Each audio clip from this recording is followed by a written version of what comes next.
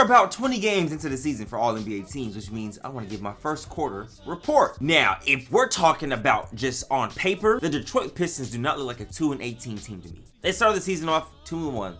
Lost 17 straight. That team doesn't need another lottery pick to help enhance their chances of winning. You got Kay Cunningham, Jaden Ivey, Jalen Duren, you got Isaiah Stewart, you got Marvin Bagley, you got Bojan Bogdanovic. You got people over there that can put the ball in the hole, but like, why aren't they winning 2 games? I was not expecting the Minnesota Timberwolves to be the #1 ranked team in the Western Conference, let alone tied for the best record in the league with the Boston Celtics. But then I watched them play, and their defense is absolutely impeccable. The Western Conference is going to be a rat race again this year, man. All the teams are all close, super close in terms of record. As long as the Kings like the beam and continue like the beam, I won't have no worries. You know what I'm saying? As long as we get in the playoffs, I don't care who we play. As long as it's not Denver Nuggets. Anybody else, though, give them to us.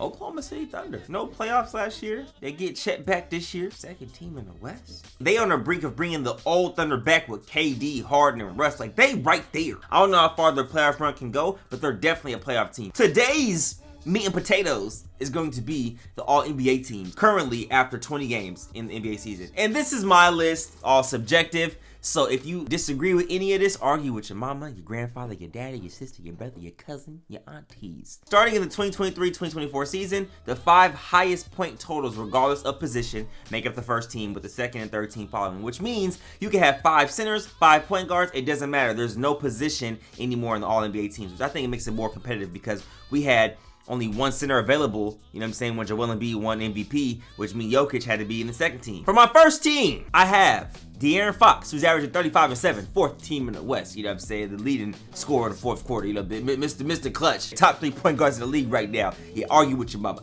Secondly, Tyrese Haliburton, averaging 27, 4, and 12, and he's sitting at 6th in the East. Now, if you look at the stats, right, you look at someone like a Trae Young, who's averaging 27, 3, and 11, which is pretty much identical to what Tyrese Haliburton is averaging, but no one's really talking about it. Third person, Joel Embiid, averaging 32, 11, and 7, 4th team in the East. Pretty self-explanatory, man. 4th, we got Nikola Jokic, who's averaging triple-double right now, basically 29, 13, and 10, and he's sitting at 3rd in the West. He's just a full load, man. What, ain't that what Paul Pierce said? We're just getting a taste of him. I'm like, you know, I'm tired of getting a taste of him. I want the whole load. Now, before we end this video, make sure you like the video. And the 5th person is gonna surprise y'all, man. Given that their team hasn't been 100% healthy, this person has been available most of the nights. Kevin Durant, averaging 31, 6, and 6, sitting at 5th in the West right now. Kevin Durant has been holding it down for them, man. Now for my second team. First off, we got Steph Curry, averaging 29, 5, and 4, but they are the 11th team in the Western Conference right now. So that means if the NBA playoffs start today, the Warriors wouldn't even be in the play-in game. I think this person right here will finish in the first team. I'm gonna go with Giannis, 30, 11, and 5, 3rd in the East.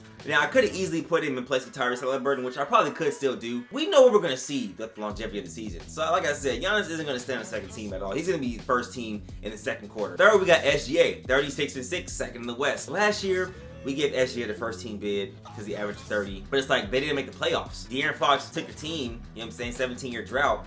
3rd team in the West, and he's 3rd team All-NBA. Jason Tatum, 27, 8, and 4. Not the numbers we thought we were going to see. I thought we were going to see Jason Tatum averaging above 30 points this season. You know what I'm saying? He's the guy on that team. Granted, they got Drew Holiday, Jaylen Brown, Kristaps Porzingis. He still gets a lot of possessions on that team, so it's kind of surprising that he's only averaging 27 points. It's going to surprise a lot of you guys. I have Luka Doncic, 31, 8, and 8, 6th seed in the West. Don't forget to subscribe.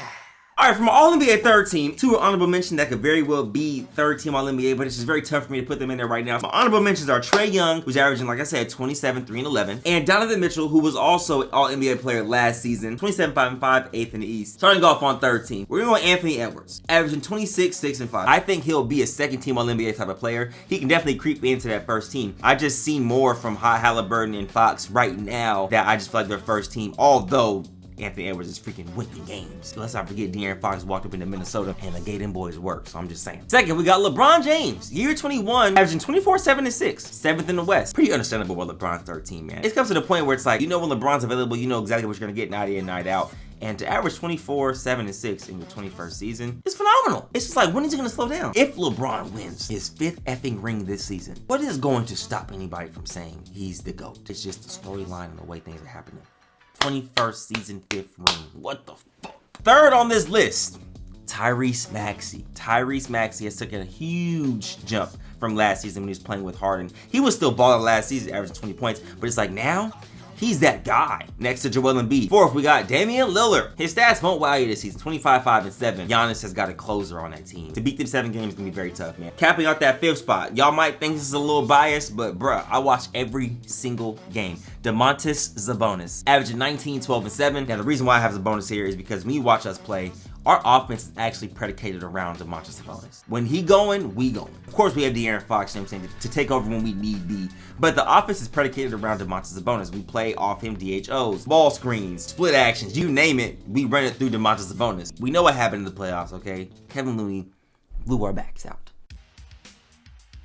Starting off with the MVP. It's gotta be Nikola Jokic, man. 6th man of the year. This is not debatable. It has to go to Malik Monk. Coach of the year, Jamal Mosley and the Orlando Magic. The 2nd seed in the East. My rookie of the year coming in averaging 17, 8, and 3 goes to no one else but Chet. When you put hype aside, Victor Wembanyama is an amazing talent, but Victor Wembanyama is not rookie of the year over Chet. Mind you, Chet is doing all this as a rookie on the 2nd best team in the West record-wise. Meanwhile, Wembanyama, it's not his fault, but the San Antonio Spurs, I think, have only won 3 games this season. I think we have to stop rewarding losing for rookie of the year. When LeBron won rookie of the year, Carmelo Anthony went to the playoffs that year when LeBron didn't. And Carmelo Anthony low-key had better stats, but no one wants to talk about that, though. My defensive player of the year is someone who wasn't even on the odds list. I don't know how he's not on there. Averaging 2 steals a game and 1 block a game. It's got to go to Herb Jones right now. His perimeter defense is second to none. Now, my most improved player. This dude went from 20 points, 3 rebounds, 3 assists, to now averaging 27, 5 rebounds, 7 assists. And that is none other than Tyrese Maxey. With all that being said, let me know in the comments below. Let's start a conversation. Who you guys have on your 1st, 2nd, and 3rd team to start the 1st quarter of the NBA? I think the season has been exceptional. The in-season tournament has absolutely saved the NBA. I think it brought the competitive back. I think it brings the competitive nature back, especially for getting the tenacity of playoffs 4 months earlier. I can't be more thankful for that, man. But that's all I have to say for today. That's my spiel. Sayonara. We'll catch ya. Let me know if y'all like the stand-up. I think the stand-up's kind of cool. I get to move around a little bit, and my knees is hurting. Okay, never mind. Just fucking stop talking. That's enough. That's enough.